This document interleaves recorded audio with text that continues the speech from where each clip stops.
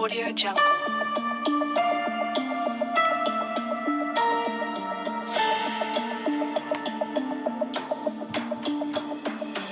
Audio Jungle.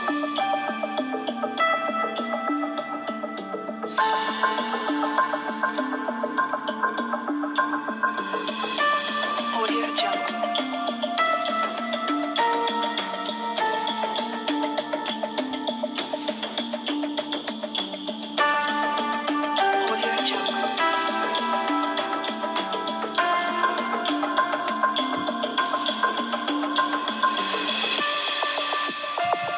Audio Jungle. Здравейте, приятели, добре дошли в новият ми канал. Тук ще качвам за криминални неща, лошото в хората и такива видеа.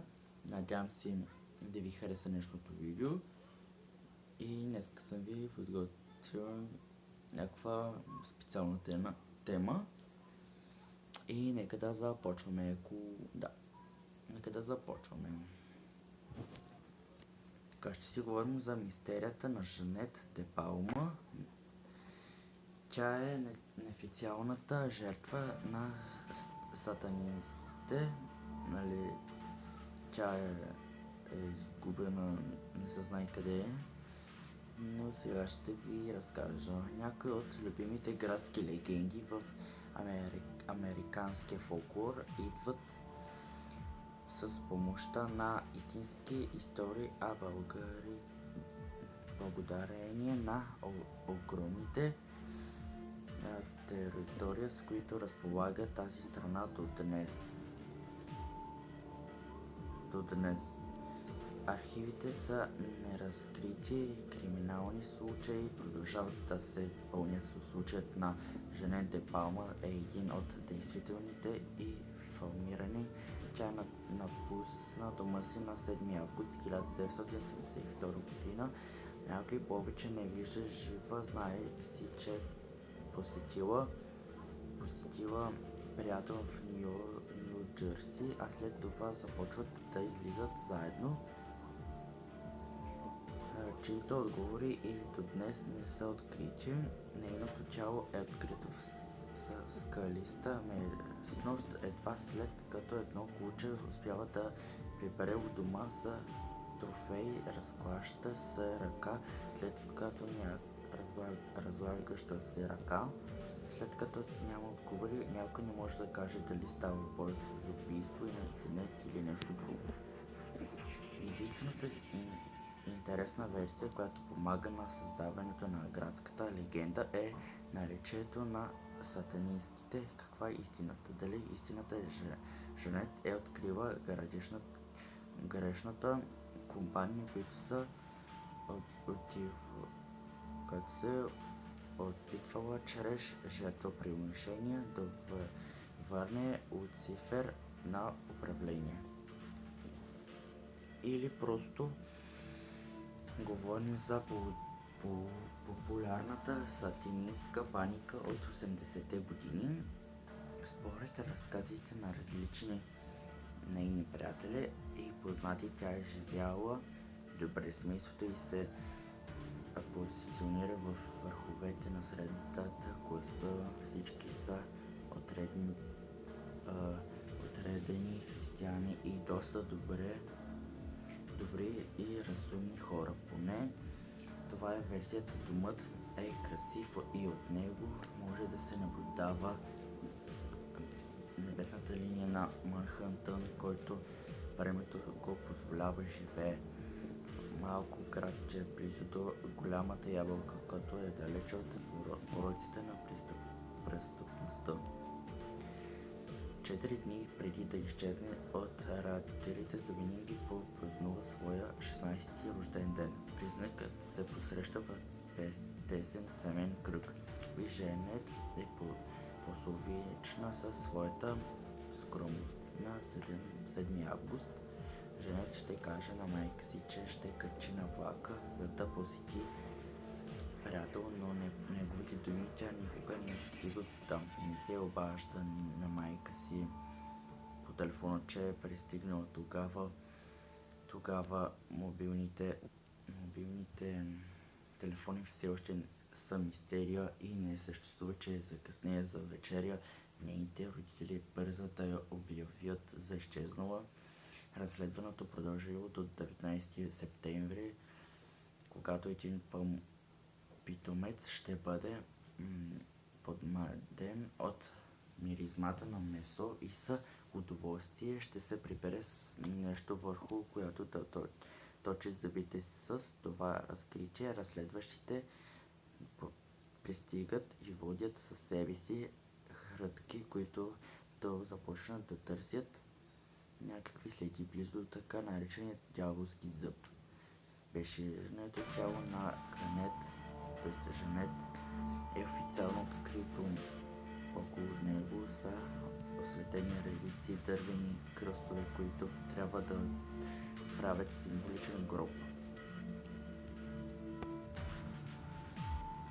Един от свидетелите ще заяви, че около мястото е открил пентаграм и други окултни предмети, но до днес неговото име не се взима под внимание. Тялото е със същите дрехи, с които е било през август. Поради лошото състояние, в което се е намирал, зъболекар трябва да намери проверка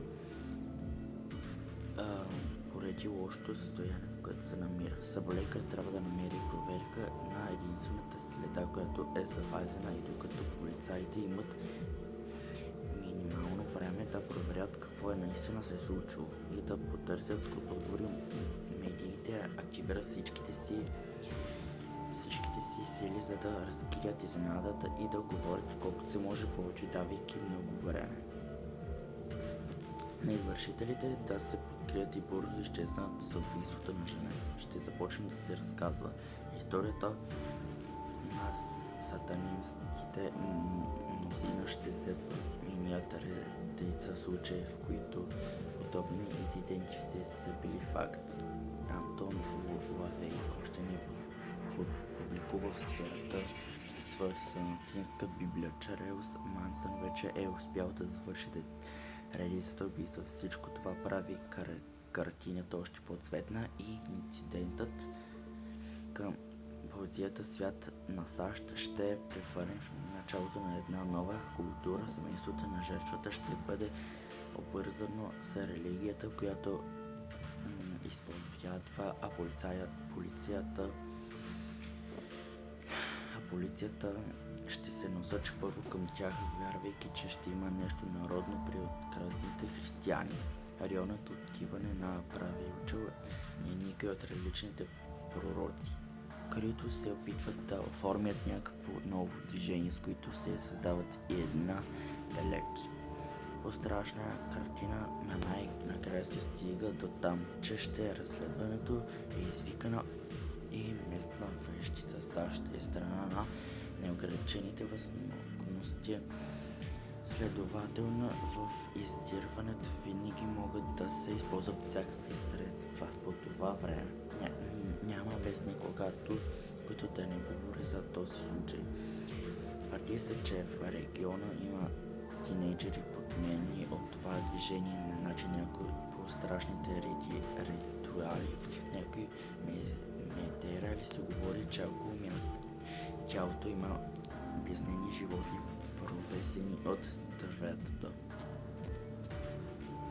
Други разказвали са буркани и усъкътени горски обитатели, потопени в формулахит. Един поглед към архивите ще разкаже и за ритуално погребение на 13 вещици, чието духове продължавали да обикалят гората. В други издания се говори за индийско гробище или резерват, който е бил изклан много по-рано. Най-странното в цялата история е, че самата жертва никога не е давала индикация за каквото и да е било.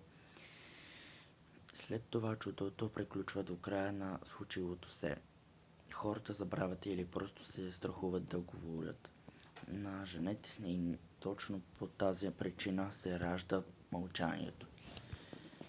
Единственият запозрян в цялата история е Ред Киера, бездомник, който живеел близо до гората, но неговият интерес бил града, където може да открие храна и след където местните го гонили тях и малко след неговото освобождение той напуска локацията, защото продължава години една независима институция ще се опита да проследи всички стъпки отново и ще се стреми напред намери отговор. Оказва се, че повечето архиви са били инжени около началото на 90-те години. Уейнсът Фор е изпял да заличи Ню Джерси. По някаква причина архивът се намира в някоя единствена сграда на полицията, която е била класифицирана като опасна неводорния. Някой не може да каже защо документите се озовават точно там. Някой разказва, че полицията някога не прави снимки на местопрестъплението, но и това остава мистерия, след като свидетелите вече не са налични. Местното население пък вярва, че е по-добре да не го говори да разбави, колкото да се отварят нови рани. През октомври 1972 година изданието The New York Daily News ще направи интервю с местния отец, който ще говори, че има почитатели на дявола, който най-вероятно се извършва това престъпление, но днес сатанистите единствените запазени. Съществуват и други версии. Момичето се е възстановявало от престъпление към наркотици и съвсем случайно се опитала да вземе следващата доза. Не се знае колко му точно приема, но след това същите приятели са изхвърлили и са решили да пазят тайната. Другият вариант е да се разговори опит за разграбеж или убийство. В региона има още две жертви, които са открити според независими източници и автори. В региона има подобрени личности, които са били прекрити и никога не са потърсени. Досието на момичето е престъпено по закона и за свобода на информацията. Това се случило през февруари тази година.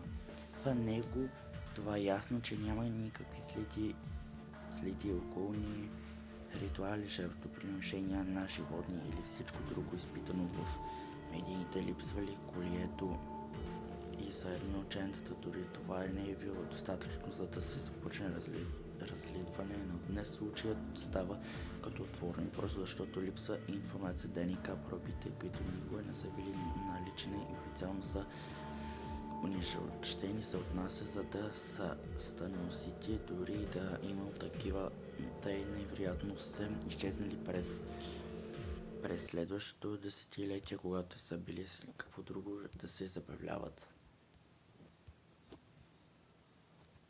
Така, приятели, това беше видеото за днес. Надявам се да ви харесало. Дайте лайк, ако е така. Има още по какво да се поговори на тази тема за това момиче. Казва, че е погребана, казват, че е в гората, е мъртва и това куче е намерило разлагаща се ръка. Мисля, че нейната, но има още по какво да си говорим. Но да, това беше видеото с днес. Надявам се да ви е харесало. Пожелавам ви приятен остатък от деня и ще се видим следващата неделя. Чао!